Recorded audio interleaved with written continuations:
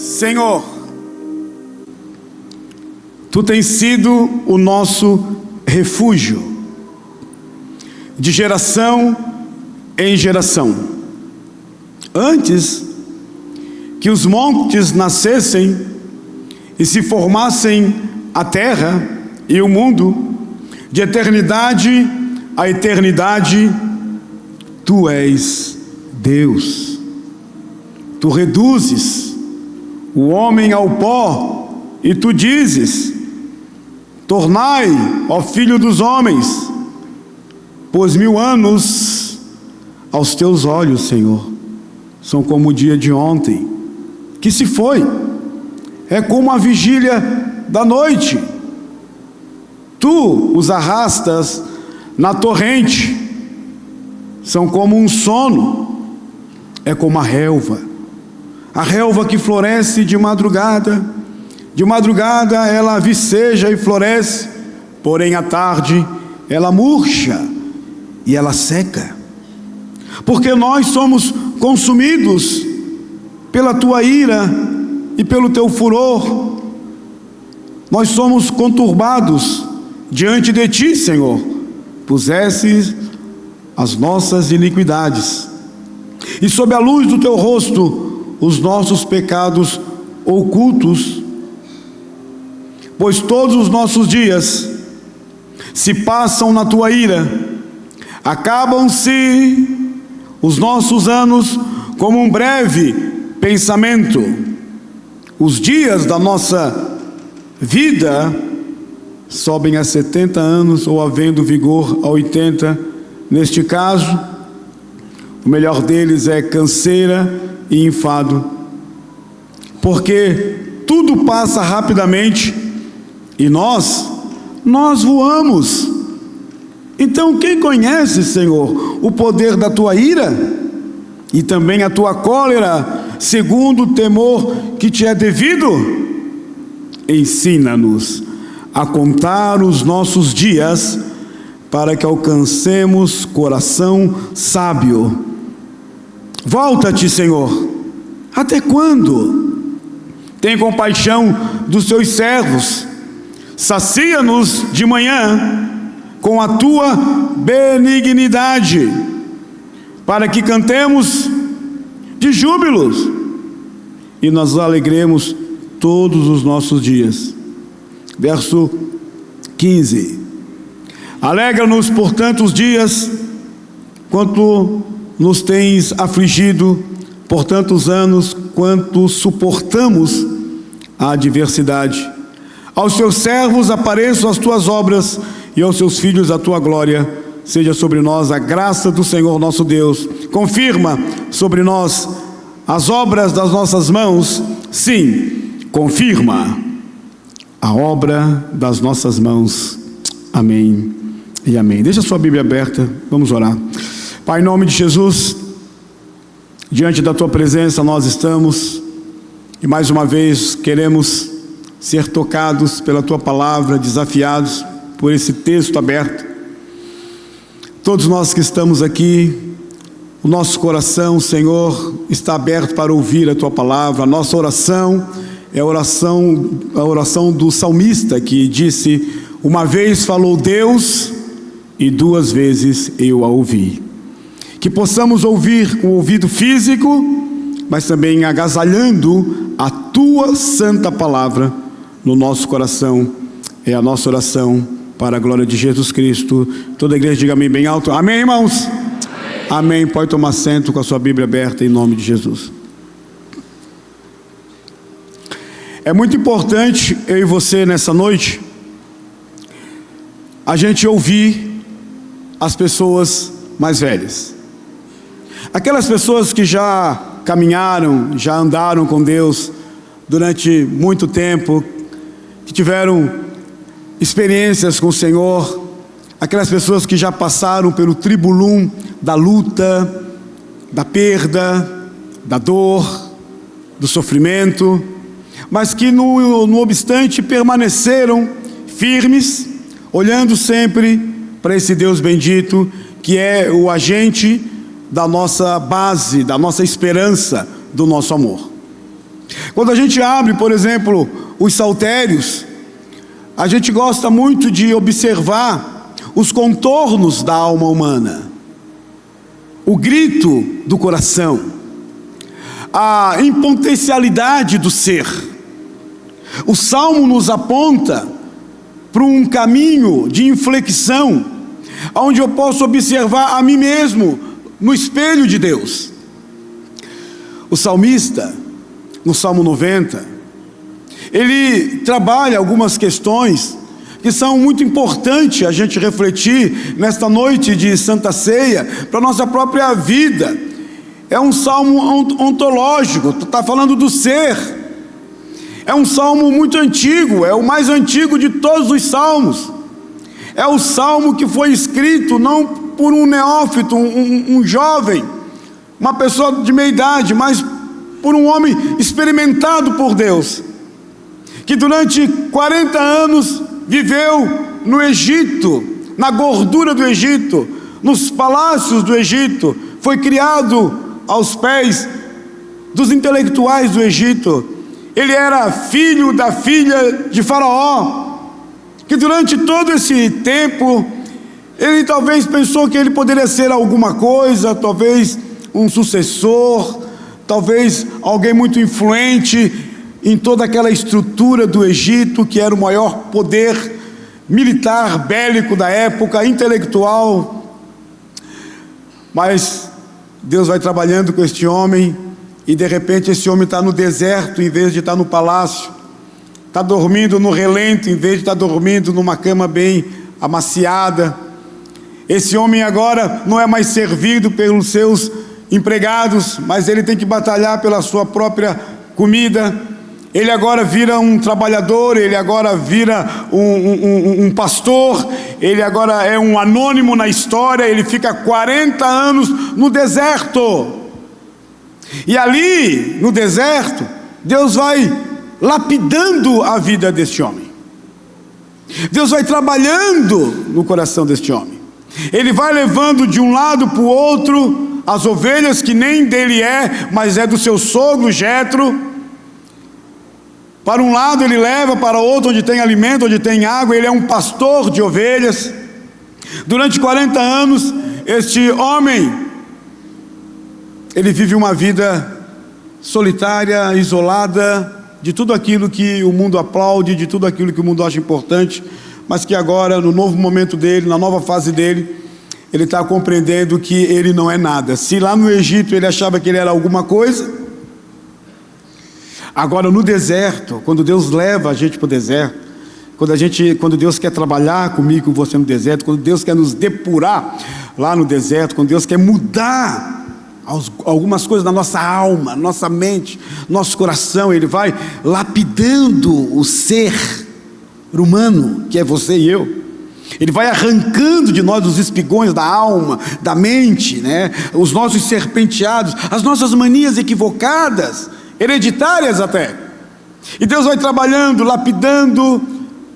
E Deus foi trabalhando, lapidando Moisés, esse homem, Moisés, que escreve esse salmo, que vai escrever o Pentateuco, os 5 primeiros livros da Bíblia, que vai ser um instrumento profundo nas mãos de Deus. 40 anos no palácio, ele acha que é alguma coisa. 40 anos no deserto, ele descobre que ele não é nada, até que Deus aparece para ele, até que Deus rompe a história dele, até que Deus vai recaminhar ele para um novo propósito, um novo objetivo, uma nova visão de mundo, uma nova visão com Deus, uma espiritualidade sadia, maravilhosa, um relacionamento mais apurado, profundo, próximo de um Deus bendito, santo e poderoso. E Deus se revela para ele de forma também que ele possa entender essa revelação de Deus. É lá na sarça, é ali naquele lugar que Deus fala com ele, é ali que ele se aproxima, que ele pensa: o que está acontecendo? Eu nunca vi isso, uma sarça está pegando fogo e não se consumir, não virar pó. E o Moisés se aproxima e Deus fala com ele pela primeira vez. Deus diz: descalça-te, jovem, descalça-te, Homem que está aqui nessa noite, descalça-te todos que estão aqui, porque o lugar que você está pisando, Moisés, é terra santa. O lugar que você está, o santo Deus poderoso, exaltado e glorificado por anjos, o santo Deus que às suas ordens milhares de milhões de anjos estão prontos para obedecer, conforme Apocalipse e Hebreus. O Moisés se aproxima e da sarça ardente Deus fala com ele: descalça-te, Moisés, porque o lugar que tu estás pisando é terra santa. Eu estou aqui. E ali Deus convoca, Deus chama Moisés para mais 40 anos. 40 anos no Egito, criado pela filha de Faraó, achando que era alguma coisa, como às vezes a gente acha que é também alguma coisa, como às vezes a gente acha que é porque a gente tem algum título, ou alguma conta bancária, ou algum carro, alguma casa, a gente acha que é alguma coisa. Moisés também achava, mas aí Deus leva a gente para o deserto, leva a gente para a luta, vai depurando, vai arrancando de nós essa coisa efêmera do homem, né? Vai arrancando de nós essa coisa transcendente que está dentro de nós, vai arrancando de nós os nossos espigões, vai arrancando da nossa alma aquilo que não tem nada a ver com a eternidade, aquilo que é na verdade palha. E Deus vai depurando eu e você, Deus vai nos transformando em forma teológica. Paulo diz que nós somos transformados de glória em glória pelo poder do Espírito na imagem do Senhor. Eu e você. 40 anos ele descobre que ele não é nada. E aqui está o grande segredo. Para você que é jovem, para você que é mais velho, para você que sentou aqui, para você que veio a primeira vez, segunda, terceira, para você que tem mais tempo de banco do que urubu de voo, não tem nada melhor do que nós compreendermos que eu e você dependemos exclusivamente da bondade, da graça e do favor de Deus. É quando eu olho para mim e digo: Senhor, Tu és tudo. Senhor, dentro da minha espiritualidade, dentro do meu caminhar contigo, eu descobri que eu não sou nada, mas Tu és um Deus poderoso. E aí os próximos 40 anos de Moisés, ele viveu 120 anos. Por isso que eu iniciei falando que é bom a gente ouvir conselho de pessoas mais velhas. E Moisés é uma pessoa que aqui tem 120 anos de idade. Ele pode nos aconselhar, ele pode nos orientar pela experiência que ele tem com Deus, pela revelação que ele tem com Deus, pelo modo operante que ele se relaciona com Deus. Quando ele vai para o Monte Sinai, fica 40 dias, 40 noites em jejum, Deus ali se apresenta para ele. Quando ele desce, o rosto dele está a glória de Deus. Ele vê o próprio Deus escrevendo os 10 mandamentos no seu próprio dedo. Ele abre o mar vermelho pelo poder de Deus. Ele ora, o maná cai e abastece toda aquela população, milhões de pessoas durante 40 anos. Ele toca na rocha, sai água. Ele pega o lenho, joga em mar, a água fica potável. Moisés teve profundas experiências com Deus. Deus revela para ele o Pentateuco, os 5 primeiros livros da Bíblia, o Gênesis, por exemplo, o Deuteronômio, o Levítico, o Números. Moisés vai educar esse povo. Mas agora, com 80 anos de idade, Deus chama ele para um novo sabor de vida, para um novo entendimento do eterno, para um novo momento de compreender que às vezes a gente acha que determinado ponto da nossa idade parece que Deus não vai nos usar mais. Não, Deus usa quem Ele quer. Deus usou criança, Deus usou adolescente, Deus usou mulheres, Deus usa idoso, Deus usa homens, Deus usa mulheres, Deus usa quem Ele quer, na hora que Ele quer, quando Ele quer, com quem Ele quer. Pode ser com você, pode ser comigo. Deus é o Deus poderoso. Ele não depende da minha idade. Ele usou Uzias, ele tinha 8 anos de idade, o rei Uzias. O rei Uzias tinha 8 anos de idade. O rei Uzias, ele veio de uma geração de reis que eram todos eles idólatras. Por exemplo, Manassés foi o pior rei da história de Israel, era bisavô de Uzias. Mas Uzias colocou no coração dele: eu não quero seguir os caminhos do meu pai e nem do meu bisavô, que abandonaram Deus na jornada de rei. Eu quero seguir o caminho de Davi. E Uzias trouxe o avivamento para o povo de Deus lá no Antigo Testamento. Ele tinha 8 anos de idade. Então Deus chama Moisés e Moisés começa a perceber muita coisa de Deus, como eu falei aqui. Ele começa a ver que realmente lá no palácio ele achava que era alguma coisa. No deserto ele aprendeu que ele não era nada. E agora os últimos 40 anos de vida dele, ele descobriu que Deus é tudo. Aleluia. É esse caminho que a gente tem que tomar. E aí, ele escreve o Salmo 90. Ele vai fazer um contraste entre o ser humano finito, eu e você, e entre o Deus eterno. Entre a nossa fragilidade, como alguém já disse, o homem é forte como uma pedra, mas é mole como um ovo.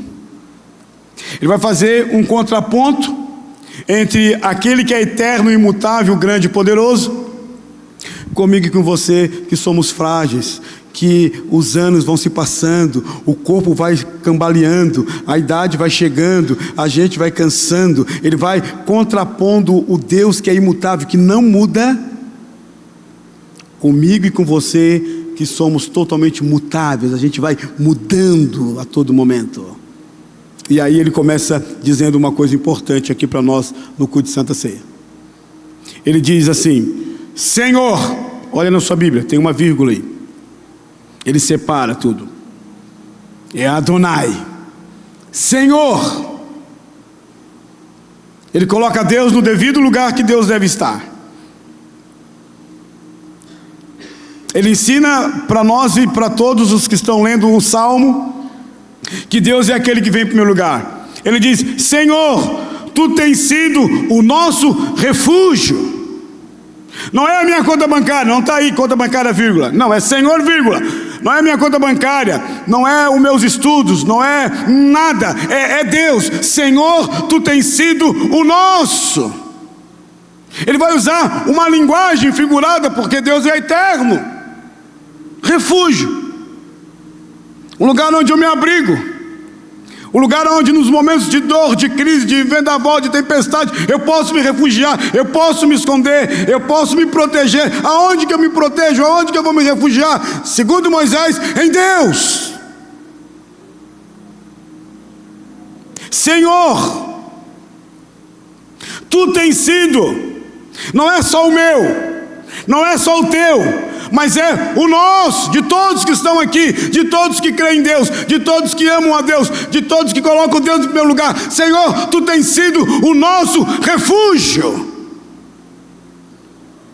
É onde eu me abrigo, na hora da dor, na hora que a lágrima brota, na hora que o coração está quebrado, rachado, na hora da minha alegria também. Tu és o meu refúgio. Por que ele falou isso? Porque durante 40 anos ele viu esse refúgio, ele viu esse Deus sustentando, dando vitória para eles contra o inimigo, ajudando eles em todos os aspectos, seja no aspecto de alimentação, seja no aspecto de proteção. O Moisés viu que Deus é esse Deus que vai colocando as coisas em ordem, no processo ordinário da minha e da sua vida. Então ele diz: Senhor, Tu tens sido o nosso refúgio. De geração em geração, entra uma geração, sai geração, e Deus continua o mesmo. A gente morre, a gente vai embora dessa vida, e Deus continua o mesmo. Continua sendo refúgio, continua sendo Deus bom, continua sendo o Deus que investe em mim e em você. Geração vai, geração vem. 40 anos é uma geração, ela vem, ela sai, e Deus continua intacto como rocha, infinito, imutável, bondoso, sempre o mesmo, não tem variação de mudança. Segundo Tiago, em Deus não há variação, Ele continua sendo sempre o mesmo Deus. Por isso que Moisés diz: Senhor, Tu tens sido o nosso refúgio de geração em geração. Tu não é o Deus do panteão grego, romano, balístico. Tu és o Deus da revelação. Tu és o Deus que não foi criado por homens. Tu és o Deus que criou o homem. Tu és o Deus Todo-Poderoso de geração em geração. E aí ele sai desse aspecto humano de geração em geração, que a gente sabe muito bem, e nos empurra para dentro de um conceito que a nossa mente finita não consegue captar, a não ser pela revelação de Deus. Ele fala assim: de eternidade a eternidade, tu és Deus. Deus está fora do tempo. Deus, Ele criou o tempo, Ele criou o Cronos, Ele criou o Kairos. O Cronos é esse tempo aí, ó, o relógio não para, daqui a pouco eu tenho que parar para a gente celebrar a Santa Ceia. O tempo não para, é o Cronos, cronologia. Foi Deus que criou. Mas Deus não está dentro do tempo porque Ele está fora do tempo, Ele é atemporal, porque Ele é eterno. E aí o Moisés, com toda a bagagem, com toda a experiência, sapiência que ele tem, pelo fato da revelação de Deus que ele trouxe para a sua geração, o relacionamento que ele tinha com Deus, Moisés então parece que está embebido. Ele diz, de geração em geração tu és Deus, e ele diz, tu, Senhor, é de eternidade a eternidade, tu és Deus. Eternidade passada, Deus cria então, agora eternidade futura é o que nós vamos em Cristo desfrutar. Eternidade passada porque Deus não tem começo, Deus não tem início. Antes que houvesse luz, já era, diz o texto. Então eternidade, na eternidade passada Deus criou o mundo. Na eternidade onde Deus é eterno, Deus criou o cosmos, Deus criou o universo, estabeleceu leis para o mundo que nós vivemos e estabeleceu o tempo para o homem, não para ele. Uma eternidade a gente já não compreende, duas então é mais complicado ainda. De eternidade a eternidade, tu és Deus. E aí, se Deus é eterno, se Deus não morre, se Deus é para sempre, esse Deus que olha para você nessa noite e diz, eu tenho um plano na sua vida, você é uma pessoa que em Cristo Jesus eu quero salvar. Deus não descarta ninguém, Deus não é o Deus do descartável, como daqui a pouco essa água aqui vai ser descartada, essa latinha aqui, né? Essa latinha, não, como é que é? Esse treco aqui, né? Vai ser descartado, né? E aí, mas Deus não é assim. Deus é o Deus que recicla. Ele pega esse negócio aqui que a gente descarta e Ele recicla. Ele é o Deus que vai reciclando. Ele reciclou a vida de Moisés. O Moisés era uma espécie de beduíno trauzente, e Deus transformou ele num jurista, Deus transformou ele num libertador, Deus transformou ele numa voz de Deus para toda aquela nação. Aí Moisés então agora põe eu e você no devido lugar que a gente deve estar. Aqui é funções de papéis. Quem é Deus e quem somos nós. Quando a gente perde isso, a gente vive uma vida de crise.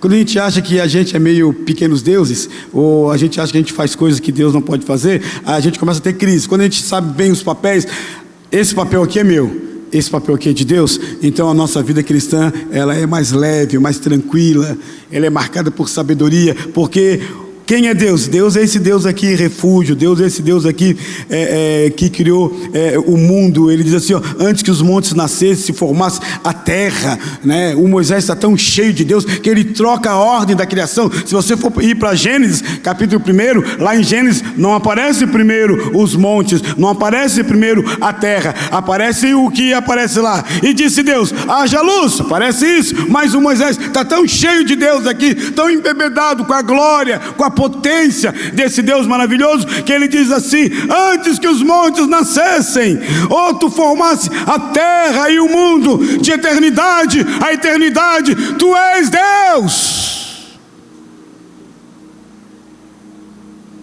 Tu está acima da filosofia, da teologia, do pensamento humano. Tu és o Deus que a gente conhece por revelação e não porque a gente é bom para fazer isso. E aí ele coloca agora o papel do homem. Ele diz, Senhor, tu reduzes o homem ao pó. O Moisés está indo lá para Gênesis, quando Deus criou o homem do pó da terra. Tudo Deus criou pelo poder da sua palavra.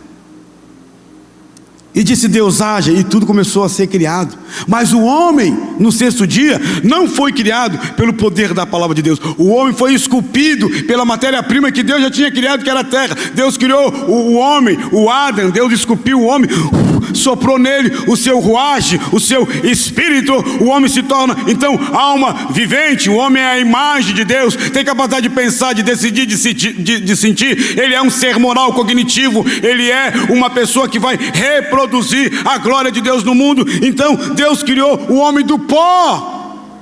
Por isso que Moisés está aqui falando, ele criou do pó.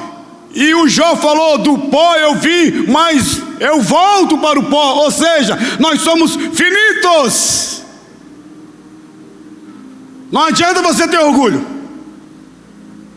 Não adianta você achar que é o cara. Não adianta você achar que é o último gás da coca, a última bolachinha do pacote. Eu e você, nós somos finitos. Nós não podemos acrescentar um côvado sequer na nossa vida. Você e eu não podemos falar, bem, amanhã eu vou fazer isso. Não, Tiago diz, nós devemos ser sábios e dizer, se Deus quiser, amanhã eu faço isso, aquilo outro, se Deus quiser.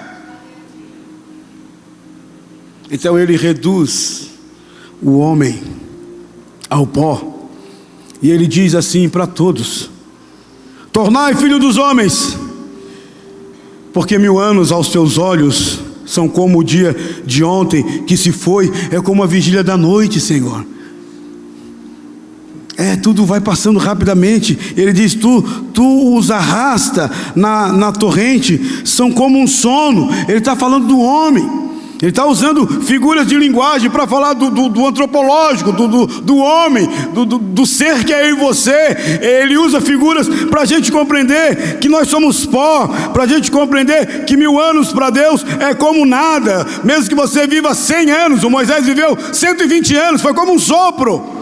Moisés poderia, lá na tenda dele, quando ele escreveu esse salmo da sua lavra, ele poderia dizer, eu me lembro da minha infância, como passou tão rápido. E a gente olha para a nossa vida e diz, puxa, como passou tão rápido. Você olha para o seu filho que já cresceu e já casou e já tem neto, e você diz, como passou tão rápido. Claro, a vida passa rápido, é cronologia, porque nós somos humanos, porque nós somos homens. E ele diz, tu os arrastas na torrente, são como o dia de ontem que se foi, é como a vigília da noite. Tu os arrastas na torrente, são como um sono, é como a relva que floresce de madrugada viceja e floresce à tarde murcha e seca, como se fosse uma flor que é tão bonita, que floresceu, que vicejou, mas daqui a pouco as suas pétalas vão murchando e elas caem, porque não tem a potência da vida eterna, mas da vida que é breve. Assim é a nossa vida também, disse Moisés. E ele diz, pois somos consumidos pela tua ira e pelo teu furor conturbados, diante de ti puseste as nossas iniquidades, e sob a luz do teu rosto os nossos pecados ocultos. Ou seja, eu e você que estamos aqui nessa noite, devemos compreender que diante de Deus nós não podemos esconder nada. Nós estamos nus diante de Deus no sentido espiritual. Diante de Deus é esse espelho que quando eu contemplo Ele, eu olho para mim mesmo. Foi o que aconteceu, por exemplo, com Isaías.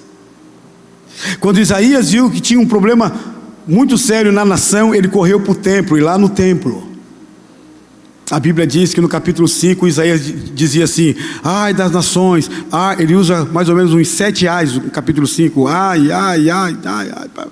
Quando ele entra no capítulo 6, ele diz assim, e no ano que morreu o rei Uzias, eu vi o Senhor assentado no alto e sublime trono. Eu vi os anjos cantarem e dizendo, santo, santo, santo é o Senhor, os céus e a terra estão cheias da tua glória. Quando Isaías viu Deus, a glória de Deus, o poder de Deus em forma de fumaça, o poder de Deus naquela manifestação sobrenatural, ele não só viu Deus, ele viu ele também. É como um espelho. Quando você se aproxima mais do espelho, você percebe as questões que vão apresentando no seu rosto, aquela marquinha e tal. O Isaías, ele viu Deus, e quando ele vê Deus, ele vê ele mesmo. E vendo ele mesmo, ele se confessa, ele diz: agora não é ai de vocês, agora é ai de mim, porque eu vivo no meio de um povo de impuros lábios, e os meus olhos viram o Rei da Glória. Ele se confessa, ele se arrepende, ele pede perdão, ele está diante de Deus, não é diante de homens. Da mesma forma, aqui o Moisés fala isso. E eu acabo com o verso 12. Olha aí na sua Bíblia. Ele diz assim: ensina-nos, a todos nós que estamos aqui, ensina-nos a contar os nossos dias, para que alcancemos coração sábio. Talvez você pergunte assim: mas Moisés, o que você mais quer aprender de Deus? Você aprendeu tanta coisa, você viveu 120 anos, você recebeu o Pentateuco, você teve revelações, você subiu na montanha lá no Sinai, você teve experiência profunda com Deus. Deus um dia falou para Arão e Miriam: com vocês eu falo em sonhos, com Moisés eu falo face a face. Você já tem 120 anos, o que você mais quer aprender de Deus? Moisés aqui entende uma coisa importante, irmãos, para mim e para você nessa noite de Santa Ceia. O nosso Deus, Ele é um Deus insondável. O nosso Deus é um Deus que nós aprendemos com Ele todos os dias. Ninguém pode chegar aqui, se levantar e dizer: eu conheço tudo de Deus, eu dissequei Deus num tubo de ensaio. Não, não, não. Deus é o Deus da revelação. Deus é o Deus que se revelou para nós aqui. Deus é o Deus que todo dia nós vamos aprendendo com Ele. Por isso que Moisés tem alegria e prazer em ser matriculado na escola de Deus, para aprender com Deus. Aprender com Deus. Aprender o quê? Aprender com Deus a educar o filho, aprender com Deus a ser uma boa esposa, aprender com Deus a ser um bom pai, aprender com Deus a ser um bom filho, um bom patrão, um bom empregado, aprender com Deus como lidar com várias situações que eu e vocês estamos inseridos, que nós precisamos não de inteligência que a gente adquire num banco de uma universidade, mas nós precisamos de sabedoria. Não é algo cognitivo, é algo espiritual. Sabedoria para lidar com as demandas dessa vida.